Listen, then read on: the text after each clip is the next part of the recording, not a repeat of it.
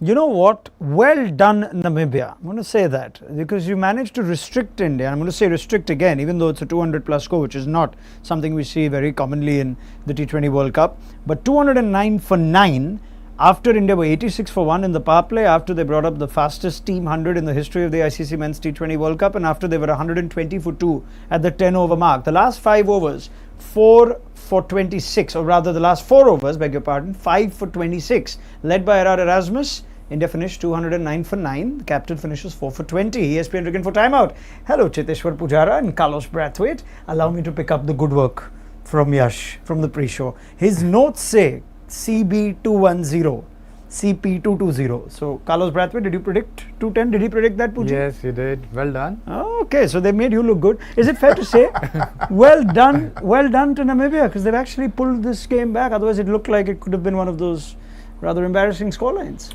Yeah, I think they did a fantastic job. And you talk about the resilience of the lesser nations in a 20-team World Cup. We all stood there looking at 120 and 10 and like, Project 300, we could be about to see it. And they clawed it back beautifully. I mentioned in the pre-show about Hardik Erasmus being instrumental as a leader, making the right decisions, and he went a step further and also decided to pick 4 scouts up with the ball. So yeah, it was a fantastic performance and very, very well led. I think we should stick on Erasmus for some time, because we all know what Kishan and Hardik Pandya are capable of. Their half centuries were blistering, breathtaking, all of that. But for the Namibian captain to finish 4 for 20 at an economy of 5 at a time when the game stage was, I think, 15 and over, Puji. I mean, that's an extraordinary bowling spell. It is, and not to forget, they were playing at Delhi, which has almost 60-yard boundary, and the pitch didn't offer a lot of spin. So they were not playing at Wankhede, they were not playing at Colombo, where spinners get a lot more assistance in this particular tournament. So credit goes to the way he bowled. I think he used his angles really well. He was bowling from behind the crease. He was also reading the batters. So the way he bowled, I thought it was a perfect T20 spell. I think no spinner can bowl better than that on that particular pitch. 15 dot balls in Erasmus's spell. Yeah. And now let's just break down what are his variations. Go through all of them. If you Do we have enough time? Yeah, come on, let's go. First we'll do the 22-yard variations. Then we'll do the 24-fivers, because he's bowled brilliantly towards the end over there. Just break down all the various tools that Erasmus has up his kit. Yeah, so he has the stock ball of sorts. We bowl a traditional off break. It hardly ever turns anyway. Sorry, this is more fun if I throw that to you. Come on, go on then, big man. Yeah. Okay, so number 1, Erasmus is so normal off break, which doesn't turn. And then he goes round arm. Am I even in frame? Yeah, we've got to go out of frame. There. He comes round arm, so he gets really low, almost like Kedar Jadhav. Yeah. But one thing that I realized with that round arm delivery, he takes all the pace off of it. So from that height, he comes over and he gets a little bit of bounce. He's not the shortest guy either, but then I think is like almost half a meter lower, and then he just comes and bowls it really slow. So you're not getting any bounce from the height, and you're also not getting any bounce from the pace. So I think it was one he left-handed. Akshar at the end. Akshar at the end. Is that even harder? Sorry, but is that harder? Because when you go like that, you tend to think it'll naturally come out faster. Yeah, because and obviously you got batting prowess next to me, so I could talk from the power hitting angle. But when you see a different angle and you readjust your eyes, you then almost like caught in shock. And the first thing you want to do in shock is react quickly, but it's actually a lot slower. And then it hits and it doesn't bounce at all. So you're kind of dealing with one, coming to grips with the difference in angle, then the lack of pace, and then the lack of bounce. So there's a lot to work out and work through. And obviously you're trying to clear boundaries at the back end. So it clearly worked, because I'd still believe, with the reputation and the experience that the Indian batters have, that no matter what this is, we've seen Krunal Pandya bowl 24-yarders, we've seen Kedar Jadhav and other spinners bowl the slingy arm off spin, and yet Indian batters seem capable of taking him on. So why did they not succeed today? I think their game plan, because they may not be thinking about his bowling, they were thinking about the other bowlers. They thought that they will be able to smash this guys very easily. But now this is again another eye-opener for the Indian batters, because they are playing against Pakistan on 15. See, this is not just about this game, this is not just about Pakistan itself, but this is about T20 World Cup. And if India has to succeed, they will have to regroup. They will have to plan about their batting, especially the batters who are batting in the middle order. Today, I think we still saw positive signs, but at the same time, these are concerning moments for the Indian team, and that's why I feel that this batting unit will have to have a meeting. They will have to figure out what are the areas they need to work on, and this after USA, this is another setback for the Indian team. I think you're absolutely on point, because that India can score 200 plus and in all likelihood still defend it with the quality of their bowling was in many ways on foreseeable lines. But is it fair to say, after two batting efforts against the USA and Namibia, that India have not had the complete batting performance which we thought they would? They would enter this tournament getting to 240 for 3 or 235 for 2 or something like that. Yeah, I agree. And before this, the number of T20s Indian team has played and the kind of success they had, things were different. They were playing on different kind of pitches where the Indian team was able to get 250, 260 easily. So they were flying, and now the pitch is slightly on the different side. Yeah, I think this Delhi pitch also offered little bit of grip for the spinners. It wasn't turning massively, but the ball was holding a bit, and that's where I felt that even Surya got out. Hardik, when he walked into bat, things were not easy, but still when the ball is gripping, I think the Indian batters are finding it slightly difficult. And that's a concerning sign, and that is something which all the batters will have to work on. Right. Before I go to the two batters that really performed well, and I'll come to Kishan and Hardik, I want to ask you this, Carlos. You cover a lot of international cricket that does involve the associates, and that's not only because the West Indies find themselves in the qualifiers more often than they should. Sorry, had to throw that one in. This is the only place I can do it. I can't do it on air. Right. And I wonder if you've heard this from a lot of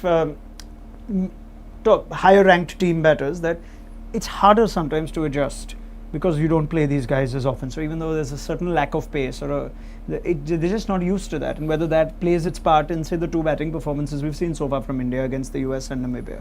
Yeah, there's a lack of familiarity for sure. I mean, with so many franchise tournaments going around as well, you play with someone one day and you play against them the next. Like me and Pooji played the same tournament and this Legends cricket a week ago, 2 weeks ago. So with the guys that still playing high level cricket, you either learn people's traits and the way that they bowl from in the nets, or you come up against them so often that you're accustomed.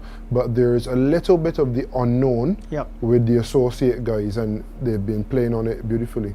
Do you remember your strike rate returns in that Legends tournament? I'm very curious. Who struck higher? Mine was... Yours was higher? Good. Yeah. I don't know what was higher than him. I didn't strike at all, so... I don't know whether mine was higher than him, but my strike rate was somewhere close to 140, 150. Oh, well, he got a 99 as well. Yeah. He may need to suit up. Okay, excellent Namibia. And just to the overall, outside of Erasmus as well, I'm just looking at some of our YouTube live comments, and it's starting with Namibia. They're tactically brilliant. Their Yorker planning was spot on, even towards the end. That's why I think the last 4 overs, 26-5, planning seemed to be on point, and even the execution from the fast bowlers. Yeah, and I mean, franchise cricket gets such a knock all the time by the cricket purists, but a lot of the good associate cricket that we are seeing is attributed to franchise cricket as well. You have T20 in the UAE, you got Nepal Premier League, and I was there, and Smith and Trumpelman, they were the trump cards for their team that won the NPL, and they played similar roles. So they are accustomed to playing those roles, nailing those Yorkers, and obviously a higher level of batter. But from a bowling perspective, you dictate the play, you need to land it, and they're so accustomed to being proficient in what they do that they're able to come and replicate it now at the highest level. Okay. Sorry to interrupt, but I was also impressed by their fielding, because there were a couple of good catches, and they haven't played a lot of cricket under lights. Despite that, the kind of fielding effort which they put in, because some of the associate nation teams we have seen in this tournament, they've dropped too many catches, which has costed them the game, and they look poor on the field. I think in this particular game they might have just conceded one boundary which could have been stopped easily, but apart from that, they fielded well. I mean, you can't blame their fielding effort. Oh, and I mean, at the cherry on top was the substitute catch. Leisha, if I can get the pronunciation wrong, I apologize, of Hardik Pandya. Incredible catch at the deep to just even the choice to bowl himself, Erasmus. I was thinking this could go very good or very bad, and it went very, very well. Yeah. Okay, quick word. I will go into detail on the post show on this, but Ishan, Kishan, Hardik Pandya. I guess Hardik's sort of knock stands out over here. Kishan's obviously coming in with a lot of good form, but big positive for India is Hardik's batting. Yeah, it is. And when he walked into bat, it wasn't easy. The ball was gripping a bit. He had to build a partnership. And once he faced 8 or 10 deliveries, after that he started playing his shots. But the kind of shots he was playing, he was timing the ball. He's a hard hitter. But at the same time, initial few boundaries, he was just trying to time the ball, which was a positive part. I thought there are times where Carlos can speak a bit more. But if you're a hard hitter, and if you at the same time, if you time the ball travels even further. So he was not trying to hit the ball hard, he was trying to time the ball, but later on, he was just, after that, once he was set, he was just smashing it. Carlos, anything to add? Pandya? Nah, I would just say, obviously they haven't had the complete batting performances, but what I really love is the intent.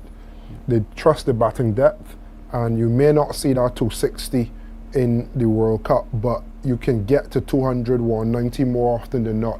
You back your bowling unit. So even when they come up against Pakistan and come up against better sides, and if they move on to the Super 8s, which we think they will, I think that intent, you're always trusting 2 or 3 guys to get good scores. Whoever gets in, go big. And that's what they've done. Surya Kumar in the first game, and now Ishan, Kishan and Hardik Pandya. So the foundations are there, albeit they haven't had the complete batting performance yet. Okay, more on this at the end of the game. Before I wrap things up, the interesting incident, last ball of the 8th over, Erasmus bowling, and he bowled what would be only the first of his attempted 25-yarders, if you want to call it that, released well behind the crease. Umpire Rod Tucker signalled a dead ball. Now, we've seen this so often in the past. Mark Watt of Scotland has made a name for himself. A number of other international bowlers do it. In fact, Erasmus himself bowled it numerous times afterwards in his spell. He got the wicket of Tilak Verma's too, so that was not a problem.